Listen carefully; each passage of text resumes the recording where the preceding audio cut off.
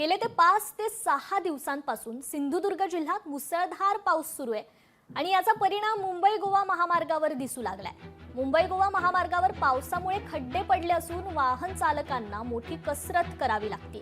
याबाबत पालकमंत्री नितेश राणे यांनी सार्वजनिक बांधकाम विभाग आणि महामार्ग ठेकेदार कंपनी यांना खड्डे भरण्याचे आदेश दिलेत। याचाच आढावा घेतलाय आमचे प्रतिनिधी रोहन नाईक यांनी। पाहूयात। सिंधुदुर्ग जिल्ह्यामध्ये मागील 4 दिवस मुसळधार पाऊस झाला आणि या पावसामुळे मुंबई गोवा महामार्गाची परिस्थिती आपण पाहू शकतो। मुंबई गोवा महामार्गावर खड्ड्यांचं साम्राज्य पसरलेलं पुन्हा एकदा पाहू शकतो आपण। 4 दिवसच पाऊस झाला आणि ही आताची परिस्थिती आहे। या खड्ड्यातून वाहन चालकांना मार्ग काढावा लागतो। इथे अपघात सुद्धा घडू शकतात। आज पालकमंत्री नितेश राणे यांनी बैठक घेतली जिल्हा मुख्यालय येथे आणि या संदर्भात सार्वजनिक बांधकाम विभागाला आणि हायवे अथॉरिटीला आदेश दिलेले आहेत की हे जे खड्डे आहेत ते लवकरात लवकर बुजवावेत, कारण अशा घटना घडतात, दुर्घटना घडतात यामुळे आणि नागरिकांचे जीवही जातात। आपण परिस्थिती पाहू शकतो। मुंबई गोवा महामार्गावरील उमरमाळा येथील इथली आजची ही परिस्थिती आहे आणि एकंदरीत पाऊस मुसळधार झाल्यामुळे ही परिस्थिती आहे।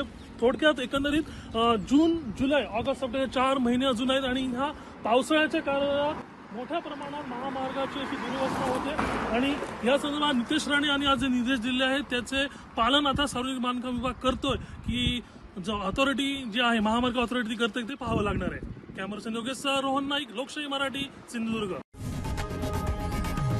लोकशाही मराठी ऐका, पहा, जागरूक रहा।